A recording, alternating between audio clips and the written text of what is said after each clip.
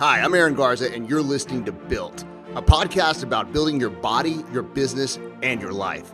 If you're interested in improving your body, your business, and your life, then this is the place to be. I spent the last 20 years improving physiques, building businesses, and figuring out how to get results fast. Join me and let me give you specific tools you can use to get where you're trying to go. The bottom line is change starts now in any area of your life, and it starts with your decision to make it happen. Welcome to Built.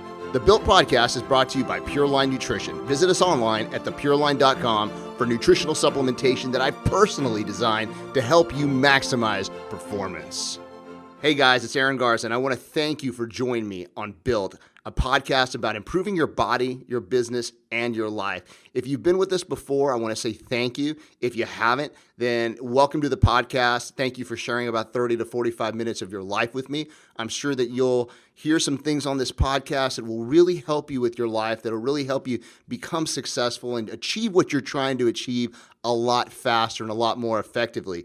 If you joined us last week, or the first episode, I would call the inaugural episode of the podcast, then you learned some things about creating a path in your life, having clarity of vision, clarity of purpose, figuring out exactly where you were trying to go, and then also creating a team around you that we call a dream team to help you get there, to show you the way, to show you the path that you need to follow in order to get where you're wanting to go. And of course, we talked about working your ass off and what it really takes to just get down and get stuff done, the things that you need to do to get to where you're trying to go and how you do it. So if you haven't listened to that podcast, I'd recommend going back and looking for Built episode 1 so you can kind of go through that. And if you'd like to actually get the transcript or the notes, we'll include them on the podcast so you can check those out and you can kind of read through it and take notes as well.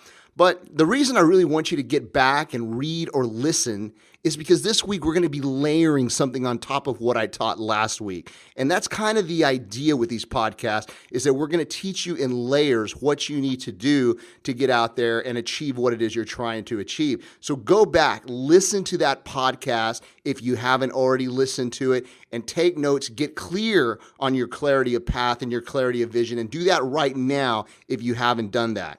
Now, if you have listened to the podcast, then welcome.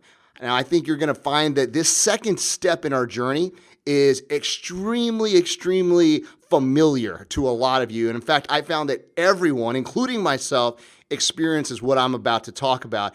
And this is what I consider and what I kind of label as the 3 enemies of progress. Now, these 3 enemies are what derail most people and keep them from achieving their personal goals. And they're kind of like co-conspirators in keeping you from your goals in all areas. They work together to keep you from achieving a better body, a better business, a better life. All of these things work together. And let me tell you something, they will show up at your door. They will knock. And they're going to do everything in their power to keep you down. Trust me, they've showed up many times in my life, and they don't discriminate. They're going to come if you're healthy, if you're wealthy, if you're poor, if you're sad, if you're in good shape, or if you're in bad shape. They're going to come with a vengeance, and they're going to try to keep you from moving forward. They've showed up in so many times in my life. They showed up at times in my 20s and my 30s and still in my 40s. And I think they're going to show up for the rest of my life. But the difference today is that I'm aware of them. I recognize them. I know when they come in, and I know how to close the door on them and move forward when I need to. And I want you to be able to see them too when they show up on your journey. And I want you to have the weapons to fight through them and continue to progress towards your best you. Okay? So let's take a look at them one by one. The first enemy that I always want you to be on the lookout for is what I call the enemy of tomorrow. The enemy of tomorrow is sometimes also called procrastination. Now, each one of us, when we're born and we're taken from our mother's womb and the doctor's holding us, we're given a limited resource. God kind of reaches down and he says, okay, man, I'm going to give you this, and this is yours. I want you to use it very wisely. And he only gives it to you one time, and it doesn't matter what color you are. It doesn't matter where you're born, what family you're from, what country you live in, what city, what tribe. It doesn't matter. Everybody on the planet gets this resource, this gift, if you will. And the gift is time. Nobody gets less. Nobody gets more. Everybody gets 365 days a year, 24 hours per day, 60 minutes per hour, and 60 seconds per minute. And every 24 hours represents an opportunity for you to grow, to get better, to make more money, and in some way improve your life. Now, the problem is that not everybody thinks this way. There's some of us who always think, well, yeah, I'll get to it tomorrow. I'll do it next week. I'll do it next year. That's just something I'm not interested in doing right now. The problem with this is, and if you have a pen and a piece of paper in front of you, I want you to write this down. There's no such thing as unlimited tomorrows. You see, we've all heard that phrase, tomorrows are promised to no one, right? Well, it's true. And make no mistake about it. Procrastination is going to show up on your journey. It's going to knock you on your ass, and it's going to say, you don't need to do this right now. You can do it tomorrow. The problem is we don't know if tomorrow is going to be there. Now, you need to recognize when tomorrow or procrastination is coming into your life, and you need to choose to defeat it. And let me give you a little example of how devastating procrastination can be to somebody and how many things it can change and opportunities it can limit in your life for you. There's two stories that I really like, and the first one is really interesting because it's very applicable today. So let me tell you about a guy who in the 1970s had built this little black box, okay? And some of you guys are out there saying, are going to be able to relate to this. Others of you are going to be like, I don't know what the hell he's talking about. But let's say that this guy back in 1970 built this little black box. And if I remember correctly, you would put this big black cartridge into it. It was attached to this black joystick with a big orange button on the side. And this thing was like the first gaming product that ever came out. There was Atari, which is what I'm talking about. There was another one called Intellivision. But I think Atari is the first one. It's what I'm referring to. And it's a black box with this little black joystick and an orange button. And a guy named Nolan Bushnell, he actually founded the company. And he hired this guy, this young guy named Steve, to help him run it and grow it and build the company. So about 6 years into it, they're doing great. Atari is growing, and people all over the world are starting to play video games. I mean, it's starting to become a thing. So in 1976, Steve decided to go off, Nolan's employee, Steve decided to go off and create his own computer company. And in order to kind of finance it, he went to his boss, he went to Nolan and said, hey, man, I'm going to go out, I'm going to start my own company, and I want to partner up with you. In fact, I want to give you a third of my new company for $50,000. So Nolan said, well, that's a lot of money, man. I mean, I'll think about it, but I'll let you know. Well, he never really got back to Steve. He just kept putting it off, and eventually he just forgot about it, and Steve forgot about him. And essentially, Nolan, by sitting on that opportunity, procrastinating and just waiting, ultimately lost the possibility of 1/3 ownership in a company that today is just about to hit $1 trillion in market value. So I want you to think about for a second.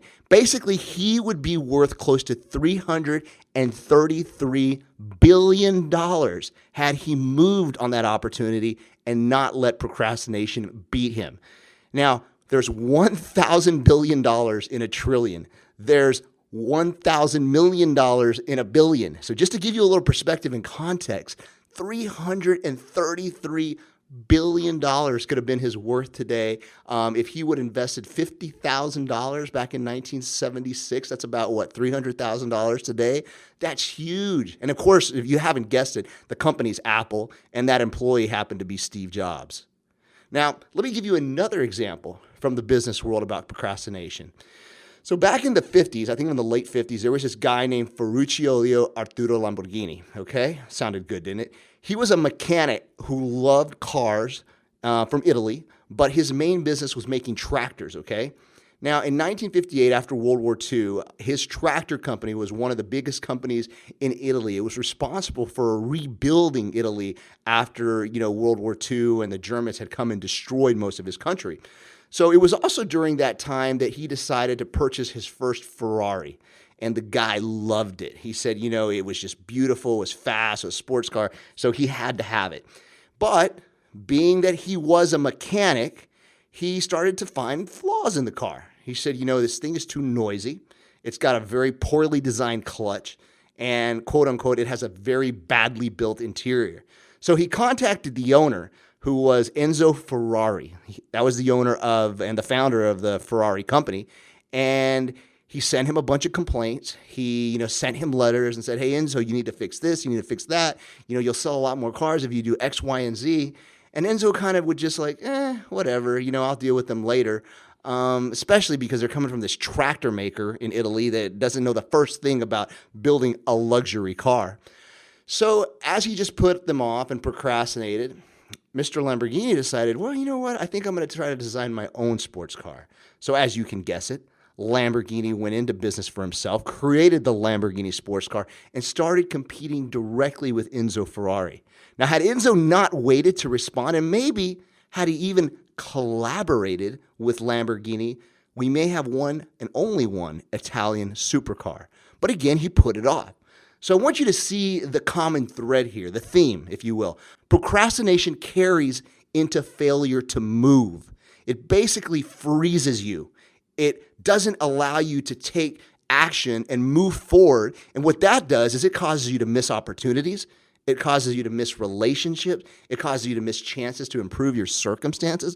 All these things happen because of procrastination. So what do you do? That's the question here.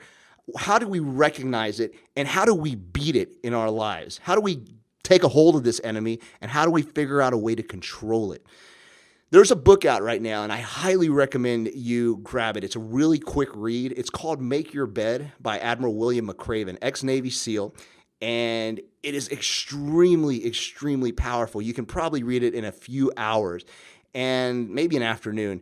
And it's all about the principles that he learned in BUDS and in Navy SEAL training that helped him overcome challenges in his life. And one of the first tenets that he teaches and that he gives descriptive stories about is how in the morning you should make your bed. As soon as you get up, just get up, don't think about it, dust off the bed, put the sheets on, put the comforter on, fluff the pillows, put them where they need to go, and just make your bed. And basically what that does, it provides you with a small mini victory in your life. It starts the morning off right. And then that carries on into the next task of the day, and that carries on to the next, and so on and so forth.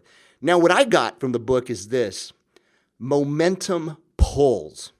And what I mean by that is that just getting started, moving in the right direction, whether it's working out, working on your business, or improving something in your personal life, will initiate this cycle of momentum. It's kind of like it starts to wind you up, and you start to get moving, and you go on to the next thing and the next thing and the next thing. And once you've got momentum on your side, it's very hard to slow down.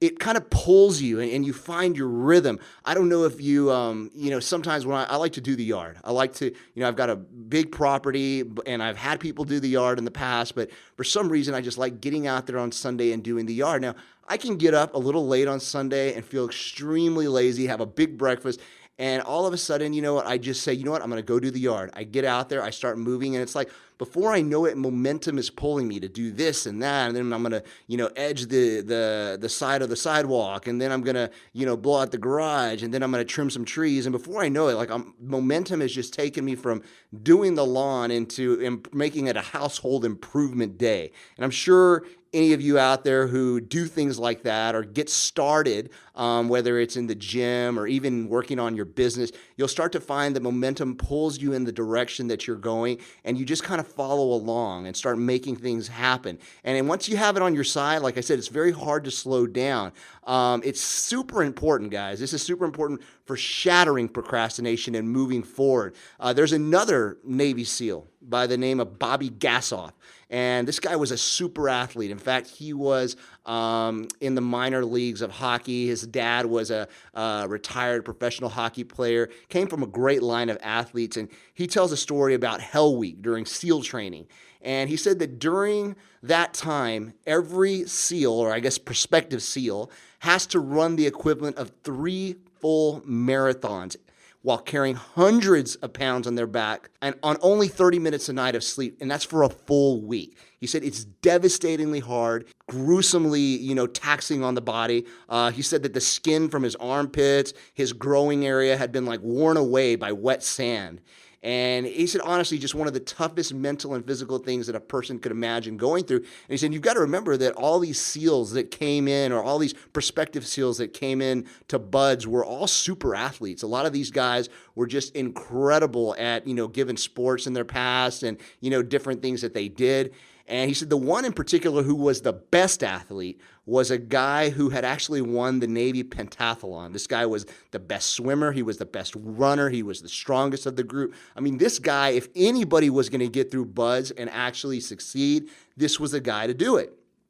So one day, during Hell Week, right in the middle, this guy gets up and he goes and he dings the bell, man. We've all seen that on TV where they, go up and ding the bell when they can't take it anymore. I think there's a good movie, G.I. Jane, where, Demi Moore goes and she hits that bell because it's just enough is enough. She's about to just die.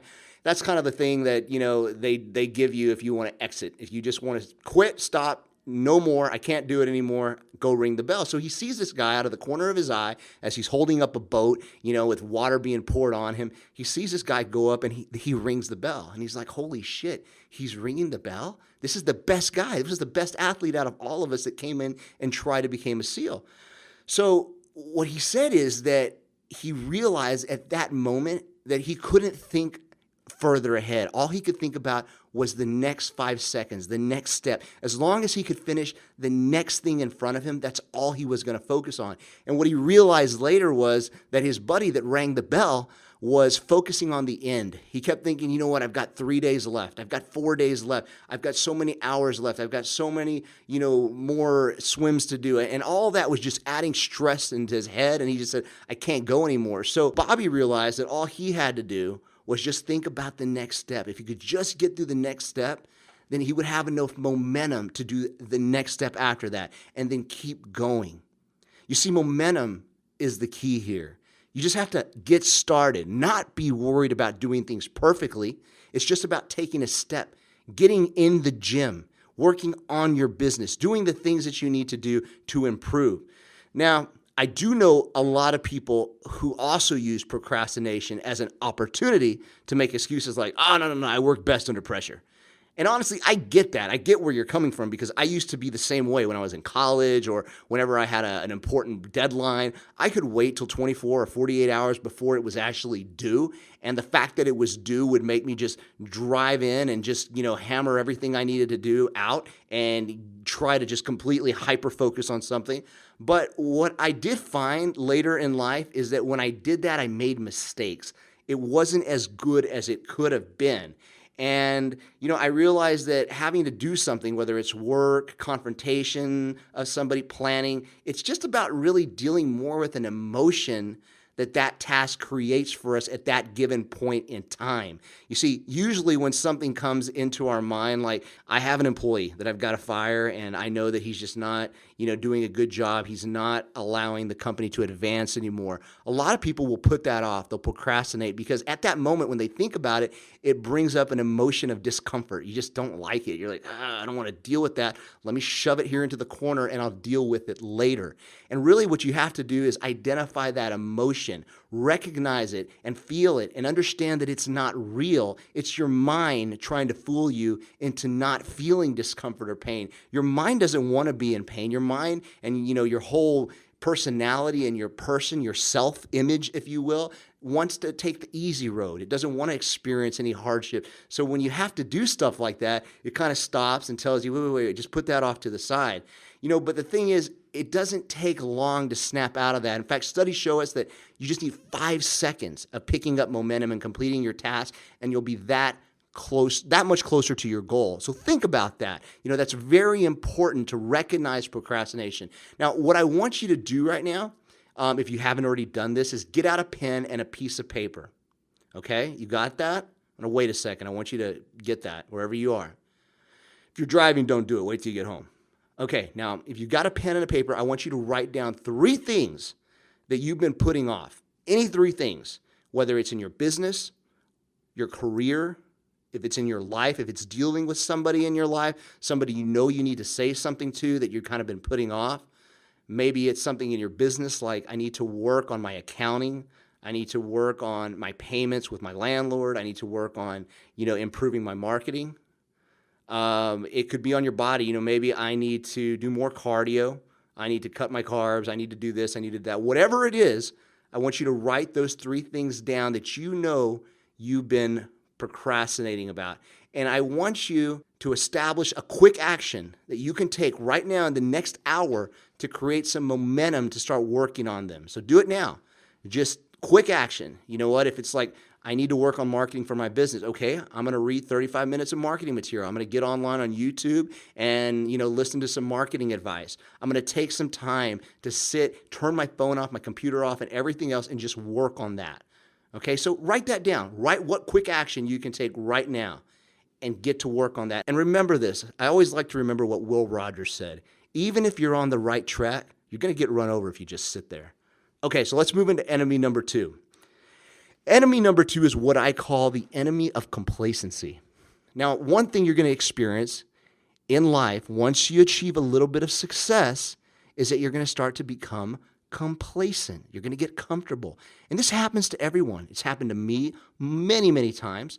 And it takes many different forms. You can get complacent with your business when you actually start earning a little bit of money and you're paying off your bills, you're paying your car off, you're paying your house off, and you're in a comfortable place and you don't want to grow anymore. You become complacent. Same thing with your body. You lose that first 20 pounds. Maybe you need to lose 50, but you've lost 20. You're in a good place. You feel better. So it's okay to have some cheesecake and some pizza, or it could be just in your life, in your marriage, you're complacent. Things are good. You and your wife or your husband are in a good place. So, you stop doing that date night or you stop having that hour of a day where you talk to each other about, hey, honey, how was your day today? What did you do?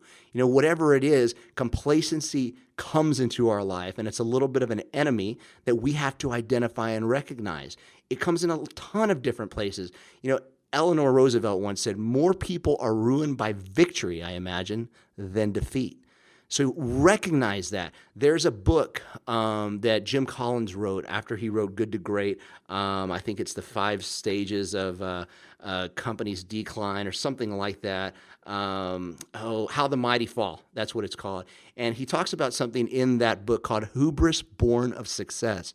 And the one common element that he can find among all businesses when they start to decline, when they start to lose clients, lose customers, and lose money, is what he calls hubris born of success. Hubris means kind of like you have an ego, like you're too big to be defeated, you're too good to go down, your company's too great to start to decline. And most companies, when they hit that point, they stop taking care of the fundamental things that got them where they are. So he found this common thing called hubris born of success, and he identified it as the principal factor in the eventual destruction of most companies. So think about that. Now, let me tell you something. Complacency is the enemy of continued growth. When you come complacent, you do so at the expense of awareness. Now, what does that mean? It means complacency and satisfaction with whatever it is you may be complacent or satisfied with causes you to drop your guard. You see, you stop becoming active in life and you become reactive. You start allowing things to happen to you and then you respond instead of you becoming active, going out and making things happen for you, not to you. Things are happening for you.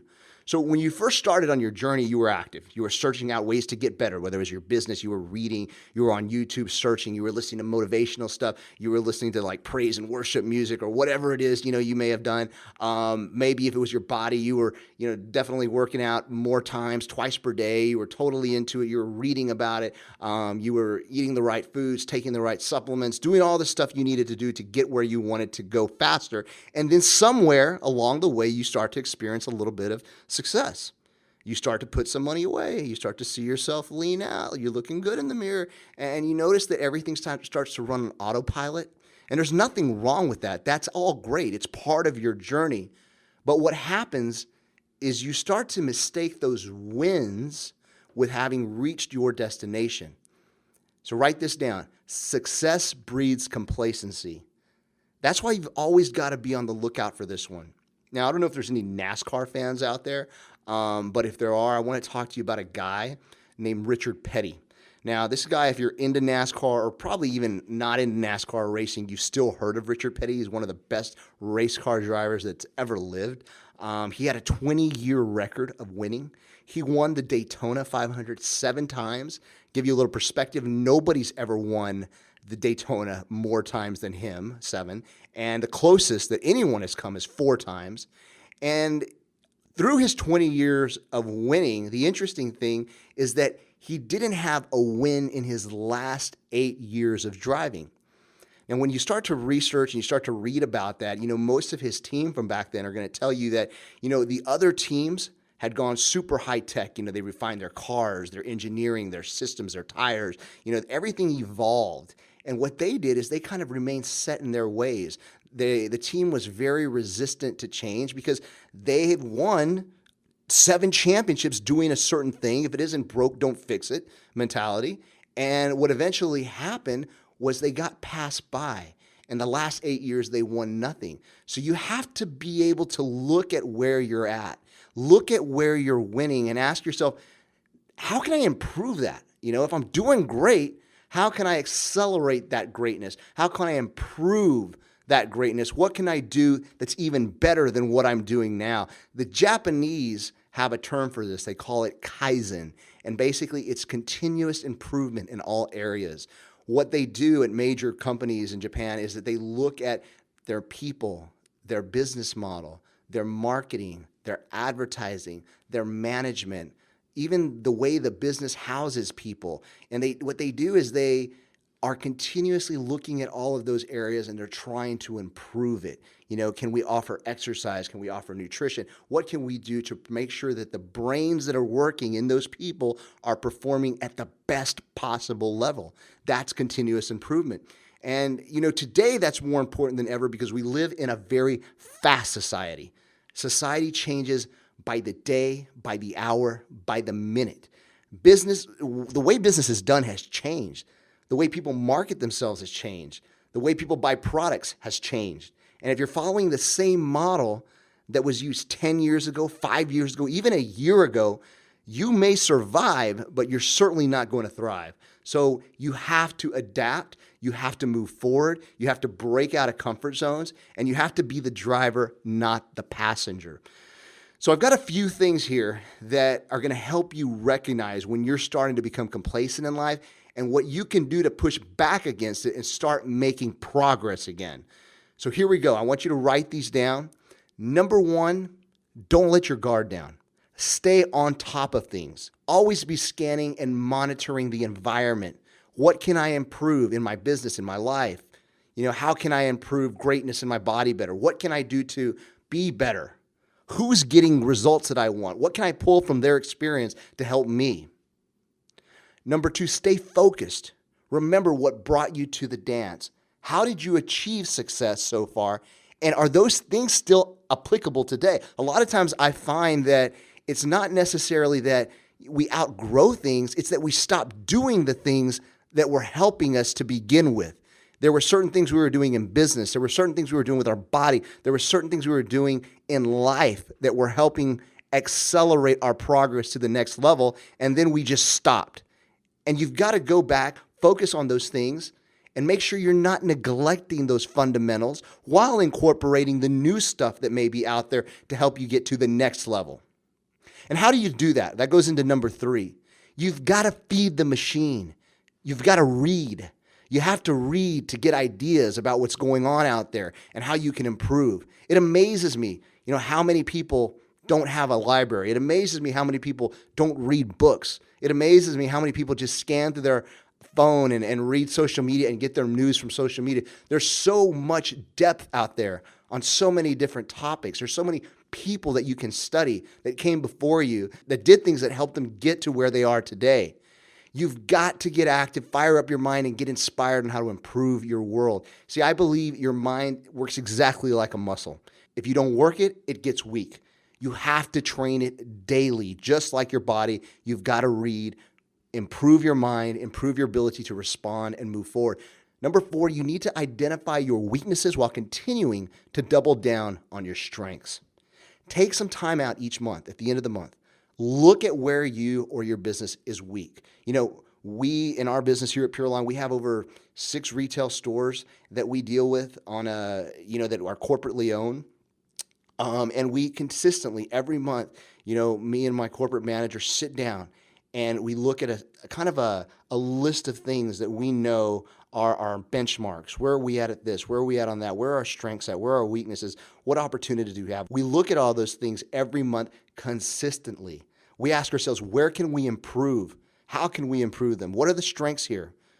Are we leveraging those strengths? Are we still using those things that we need to use? So look at these in your own life. Find weaknesses, find opportunities, find threats, find things that are keeping you from becoming what you want to become. And most importantly, number 5, keep the momentum going. As soon as you achieve a goal, set the next. Don't be completely satisfied with mini wins. Use that mini win as a stepping stone to win the war. So these are just a few of the tools I use to recognize and beat complacency. Trust me, complacency is real. It's a threat to you. It's a threat to you growing as a person. So you've got to identify it. You've got to look for it. You've got to beat it. The real enemy isn't behind you. There's not a guy behind you trying to catch up and say, oh, I'm going to beat them. I'm going to have a better business. I'm going to have a better body. The real enemy is inside you. It's keeping you from becoming what you can become. Don't be the passenger. Be the driver, okay? So now as we move into the third enemy, this is the enemy that I call the enemy of distraction. This is a new one. And I just had to bring it up because it's so abundant in today's society. The enemy of distraction in your life is going to show up as this. Write this down. Action without direction. Now let me give you an example to set the context for this idea. And I'm sure most of you, if not all of you, can relate to this. So early in my business and, out of college, way back then, I used to use a PC with Windows on it, just the basic laptop, had Microsoft Windows. I'd work on a project. I would pop it open, set it, on my lap. I had a StarTAC cell phone, one of those little flip phones that I'd put on silent mode. No text messaging, just the phone. And then I would start working and writing on my project, or working on whatever it is I was working on. And I'd usually have that project done in a matter of hours. Then when I was done, I'd check my phone and I think you would dial 1 or something and it would take you to your messages. And then I'd figure out which ones were important and call those people back. And now let's fast forward 15 years. So I've got a MacBook Pro, which I absolutely love, but which is synced until very recently. I stopped doing this. It was synced with the cloud and my email and my phone and my text messages and all these other pop-ups start coming up and they're all fighting for my attention. I've got 15 things going off at once when I'm trying to work on a project. I'm trying to work on growing my business or I'm trying to work on, something that I'm going to do for the podcast. And so what I've come to refer to this as is what I call the OCD loop. I work on my WordPad project for about 5 minutes. Then I return a text message. Then I got to check Instagram. A Facebook message pop up, so I got to check that. And then I return to my WordPad project. Then I go to my DM, and it's just like a cycle. It's a never-ending cycle. And what used to take me 3 hours probably takes me 5. And the biggest issue with all this is that I feel like I'm really working. I feel like I'm actually busy. And that's really scary. I want you to write something down. Activity doesn't equal progress. When you're banking on activity, believing you're getting things done and moving from task to task, you're actually tricking yourself into thinking you're busy, but in reality, you're just running in circles. In fact, you're no close to moving forward to actualizing your dreams and goals than you were when you started. Now, I think personally that 10 years ago, it was a lot easier to build a business, a team, anything you were trying to do because you had fewer platforms, products, and even people deliberately trying to pull your attention in several different ways. You pretty much had a lot of time to yourself to work on and focus on those things that you knew were going to help you grow and move forward. Now, today, distraction is the norm. And I'm pretty sure that 2 years, 3 years, 5 years from now, it's going to even get more intense as we get further connected and integrated with technology. I mean, from what I've been reading now, I think the next thing that they're going to come up with is, your contact lenses will have things that you can read and see and move with your hand. I mean, you'll basically be part machine, part human. I mean, you're integrated with technology in a more intense way. And that's scary. I mean, that really doesn't allow us to focus on building and doing what it is that we need to do. What I did was several weeks ago, I turned off all my message notifications and I decided that I would use the phone and text message at my convenience instead of being at the mercy of it. I decided that what I was going to do is I was going to control my time and that time wouldn't control me. And I'll tell you what, the freedom, the happiness, the productivity that you get from doing that, it's amazing. I mean, not only that, but the focus of being aware and being present with everything that you're doing, it improves the result you're trying to get. My writing's improved, my business has improved, my detail that when I'm working on certain things, when we're building products or we're creating websites or we're creating marketing pieces for our business, all that has improved because I've shut off the distractions and allowed myself to really focus in on the things that I'm working on that given moment. So think about doing that. And don't think about it, do it. You've always got to be aware of distraction creeping up in your life. And you've got to realize that distraction is the enemy of purpose. And one thing that I'd like to mention here is that I've been around some pretty successful people in my life. I've got one friend who's got a multiple seven-figure business that's been my mentor for years. His real estate business is probably one of the biggest businesses, I've ever been privileged to know and be a part of and see him grow. And I'll tell you something about him and some other guys I know that have these big businesses is that they are not controlled by technology. I can go with them, whether it's to a restaurant for breakfast or dinner, sit with them. And I notice that they don't have their phones out. They aren't texting or taking messages. They aren't looking at social media. I mean, these guys literally don't even bring their phones into the restaurant. These guys allow themselves to be present and aware during that conversation with you. That's a gift that they're giving you. They realize that it's important to sit down, talk, and actually communicate with you with awareness. Now, I've been around a lot of young entrepreneurs who are trying to grow their business and become successful, and most of them are always like connected to their phone. They're waiting for the next message. They'll talk to you, and while they're talking to you, they're already down looking at their phone and they're text messaging something back. And, I'm pretty sure anybody that's listening to this can relate to it.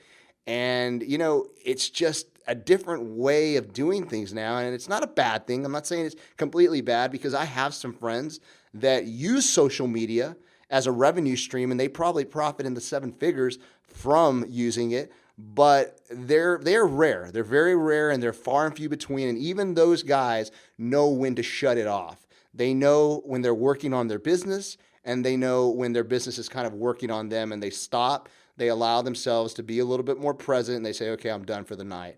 So again, you can't really eliminate distraction completely. But what I believe you can do is something called strengthen your attention. You can excel in those areas you try to focus on. And I've got a little list of things that I found to be very useful as tools to train attention and focus. Now, I am of the belief that most of us have lost our way. So when it comes to attention, we've got to be retrained.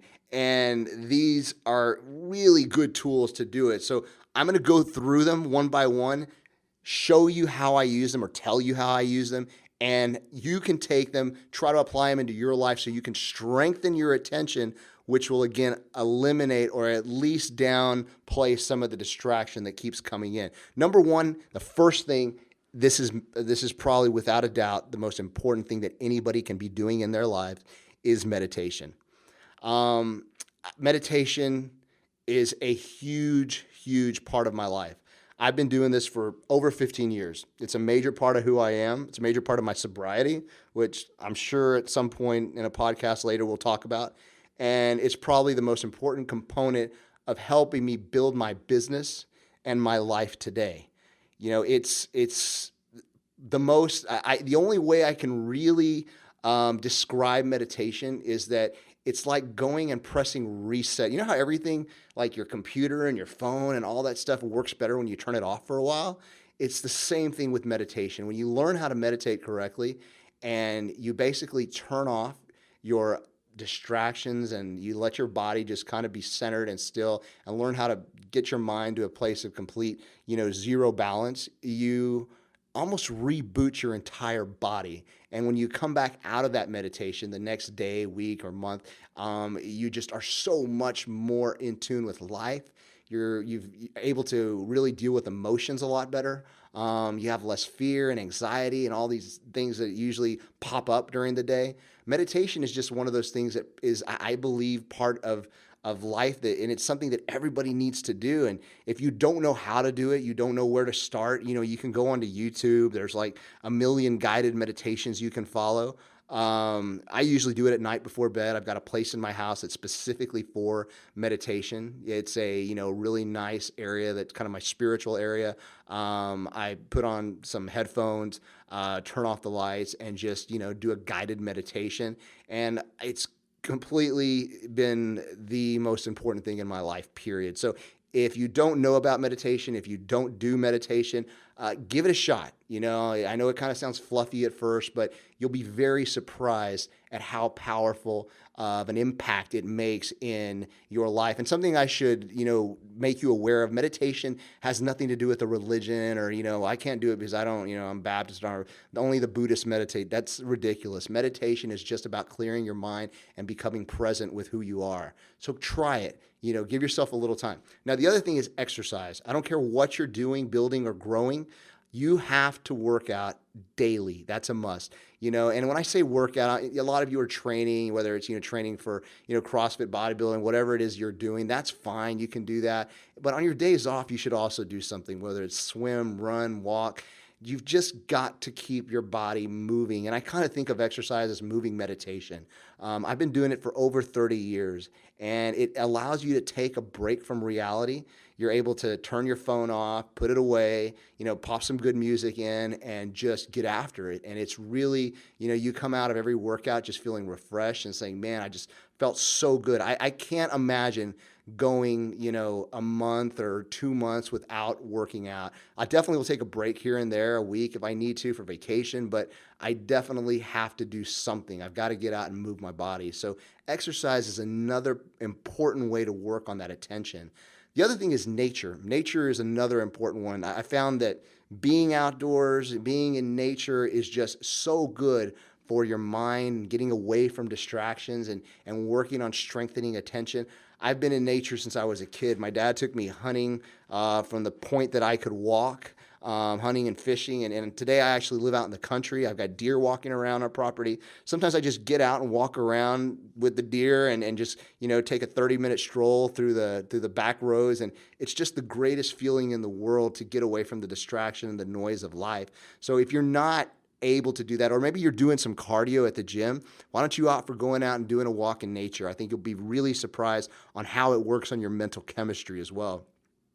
The next thing is what I call the 45-10 rule. This is something new that I've started to do over the last 12 to 14 months that I found very effective, not only in improving attention, but also in helping me get my tasks done in a lot more effective and a lot more thorough way. And basically what it means is working for 45 minutes with undivided and focused attention on a given task or subject, and then taking about a 10-minute rest break. So 45 minutes on, 10 minutes off. And we're starting to see there's a lot of research showing that productivity, focus, effectiveness, all of these are improved when you apply this 45-10 principle. It's kind of like you were designed to work in short sprints versus marathons of 8 hours. So you'll find that also what you're doing is higher quality, because I find that often that everything that I'm reading, everything that I'm working on or preparing tends to be better when I work in these 45-minute sprints versus these marathons. So that's another important one. Another one, and this is honestly goes back, and it kind of almost falls in line with importance next to meditation, is focusing on others. Because what I found is that, quite simply, when you take the time to get out of yourself and work with others, you forget about the distractions and the things that are going on in your life. For example, my wife, she's the CEO of one of our companies, which is a manufacturing facility, the proteincookiecompany.com. And it's a huge business. I mean, it's really big, but she needs, like all of us, some coaching. She's getting in, working on her business, she's working in her business rather, not on her business a lot of times. So at night she'll come home and, we'll sit and I'll go through her day and kind of look at things that she's doing and allow myself to step away from what I'm working on and work on helping her. And by doing that, I find that just kind of allows me to get more focused and work on my attention, and just allows me to step away from the distractions of the world. And I found that no matter what you do, if you're trying to help people, if you're trying to get out and you're trying to just get out of yourself, really, you're going to find that it's going to help you get away from distractions in your life, and it'll give you perspective. It'll give you clarity. So the key takeaway here is you have to starve your distractions and feed your focus. Write that down. You have to starve your distractions and feed your focus, because what we're trying to do, again, is improve our attention, strengthen our attention. So let's recap. We just went over 3 enemies, the 3 enemies of growth in your life, the 3 enemies of progress in your life. And they are, number 1, the enemy of tomorrow, the procrastination that's going to start to show up. Remember, you've got to make your bed. You've got to start with small wins. You've got to get momentum, move forward, and recognize that you're dealing with emotions. You want to put things off like fear and guilt. See them for what they are, and then get busy doing what you have to do to defeat them. The other one, number 2, the enemy of complacency. Remember that success is going to breed complacency. You've got to recognize that. You've got to see it when you're getting complacent. Constantly scan the environment. Figure out where you can improve, where your body can improve, where your life can improve, where your business can improve. Remember, never let your guard down. Always be improving. Kaizen, continuous improvement. And number 3, the enemy of distraction. Where are you being distracted in your life? Is it technology keeping you active but not productive? Remember, activity does not equal productivity. Find out and identify where your distractions are coming from, and instead of trying to eliminate them, let's remember to work on strengthening our focus and attention. Use the 5 tools I gave you to work on strengthening your focus: meditation, exercise, 45-10, walking in nature, helping others. Use those tools to help you retrain your focus and your attention. Okay, guys, I hope you got something and you learned something from the 3 enemies of progress. I hope you'll notice when they show up in your life. I hope you'll grab them by their ass and you'll throw them down. Okay, so I want to thank you for tuning in to this episode of Built. Make sure and tell your friends, your family, others about this podcast. If you heard it for the first time, we'd appreciate it if you shared it on social media platforms.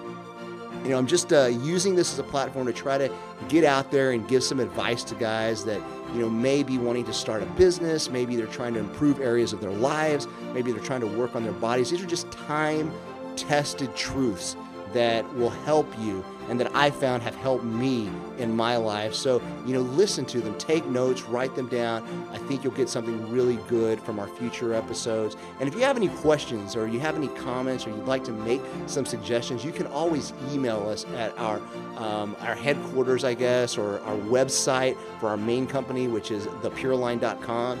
You can email me personally at Aaron, Aaron, at purelinenutrition.com.